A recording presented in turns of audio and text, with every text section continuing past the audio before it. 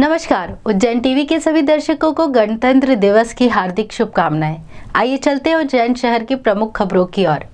73वें गणतंत्र दिवस पर प्रभारी मंत्री जगदीश देवड़ा ने फहराया तिरंगा।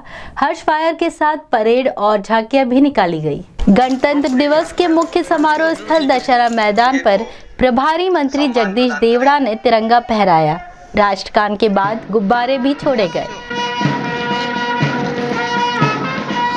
भारत माता की वंदे वंदे। प्रभारी मंत्री ने कलेक्टर व पुलिस अधीक्षक के साथ परेड का निरीक्षण किया। इस अवसर पर सशस्त्र बल द्वारा हर्ष फायर किए गए।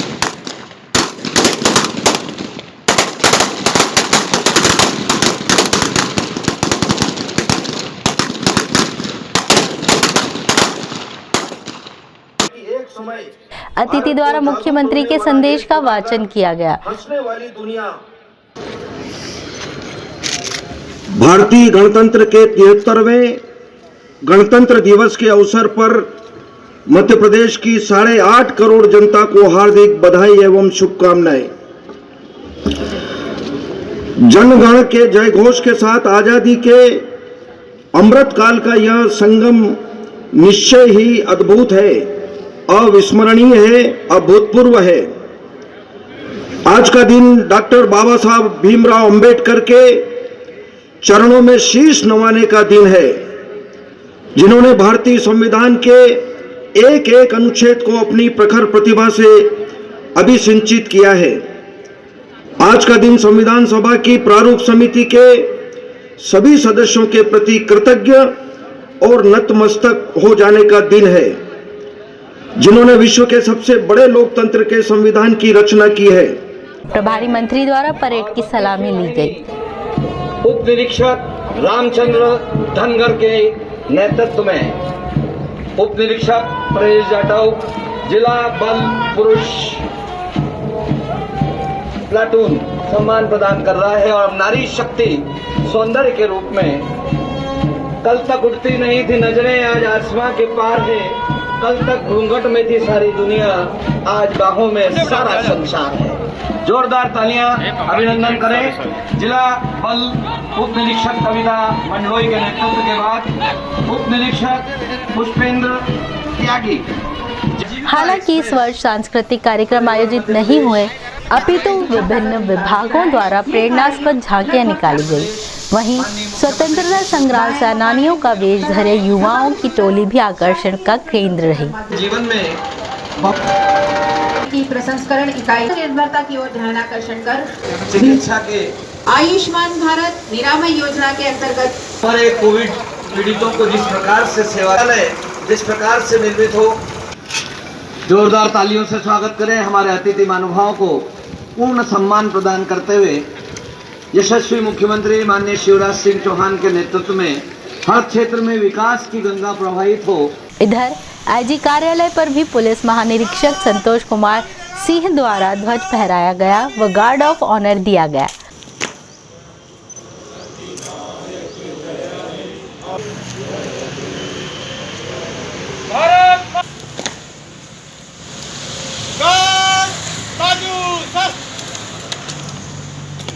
उज्जैन नगर पालिका निगम में भी गणतंत्र दिवस पूर्ण हर्षोल्लास के साथ मनाया गया। अपर आयुक्त मनोज पाठक द्वारा निगम मुख्यालय में तिरंगा फहराया गया व उत्कृष्ट कार्य करने वाले अधिकारियों व कर्मचारियों को प्रशस्ति पत्र भेंट किए गए।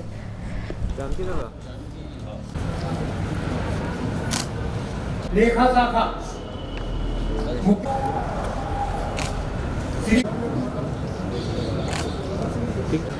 श्री गजेंद्र सिंह। शहर के बड़ा गणेश मंदिर पर 20 फरवरी को मनाया जाएगा गणतंत्र दिवस। स्वतंत्रता संग्राम में भी भागीदार रहा है यह मंदिर। पूरे देश में गणतंत्र दिवस 26 जनवरी को मनाया जाता है, लेकिन उज्जैन के बड़े गणेश मंदिर में भारतीय गणतंत्र का उत्सव 20 फरवरी को मनेगा। दरअसल इस मंदिर में राष्ट्रीय पर्व तारीख नहीं बल्कि हिंदी माह की तिथि के अनुसार मनाया जाता है। मंदिर प्रबंधन का कहना है कि तारीख के अनुसार तीज, त्योहार, वर्षगांठ आदि मनाने की परंपरा अंग्रेजी है। भारतीय सनातन धर्म, परंपरा और ज्योतिष विज्ञान में पंचांगीय गणना से निर्धारित तिथि के अनुसार पर्व मनाए जाते हैं। 26 जनवरी 1950 को भारत में जब गणतंत्र की स्थापना हुई, उस दिन माघ मास के शुक्ल पक्ष की अष्टमी थी। इसीलिए प्रतिवर्ष माघ मास के शुक्ल पक्ष की अष्टमी तिथि पर गणतंत्र दिवस मनाया जाता है। बड़े गणेश मंदिर की स्थापना सन 1908 में माघ कृष्ण चतुर्थी के दिन पंडित बाल गंगाधर तिलक के गणेश उत्सव अभियान से प्रेरित होकर पंडित नारायण व्यास ने की थी। यह मंदिर स्वतंत्रता संग्राम सेनानियों की आश्रय स्थली भी रहा है। उज्जैनी रक्त संचार ग्रुप द्वारा गणतंत्र दिवस के अवसर पर रक्तदान शिविर आयोजित किया गया। 73वें गणतंत्र दिवस पर उज्जैनी रक्त संचार ग्रुप द्वारा रक्तदान शिविर का आयोजन किया गया, जिसमें कई युवाओं सहित नागजिरी थाना प्रभारी विक्रम सिंह इवने ने भी रक्तदान किया। शिविर में 50 यूनिट के लगभग रक्तदान हुआ। इस अवसर पर संस्था से जुड़े लोगों का सम्मान भी किया गया। राष्ट्रीय मतदाता दिवस पर शासकीय कालिदास कन्या महाविद्यालय में छात्राओं को लोकतंत्र अक्षुण्ण रखने की शपथ दिलाई गई। शासकीय कालिदास कन्या स्नातकोत्तर महाविद्यालय में 25 जनवरी राष्ट्रीय मतदाता दिवस पर छात्राओं में लोकतंत्र के प्रति जागरूकता लाने और इसे अक्षुण्ण बनाए रखने की शपथ दिलाई गई। कार्यक्रम में प्राध्यापक किरण राठौर, वंदना गुप्ता, कविता जैन व सरिता यादव ने अपना योगदान दिया।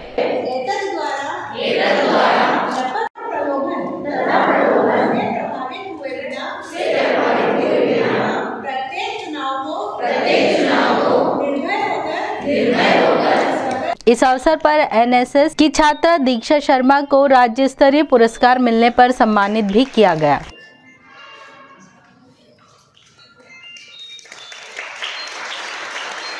कांग्रेस नेता दिनेश जैन ने अपने ऊपर लगाए खनिज चोरी के आरोप को बताया निराधार। विधायक पर ब्लैकमेलिंग के आरोप लगाए। कुछ दिन पूर्व महिदपुर के कांग्रेस नेता दिनेश जैन को खनिज चोरी के आरोप में गिरफ्तार किया गया था। न्यायालय से जमानत मिलने के बाद अपना पक्ष रखने हेतु एक प्रेस वार्ता में उन्होंने प्रकरण को निराधार बताते हुए विधायक पर ब्लैकमेलिंग करने का आरोप लगाया।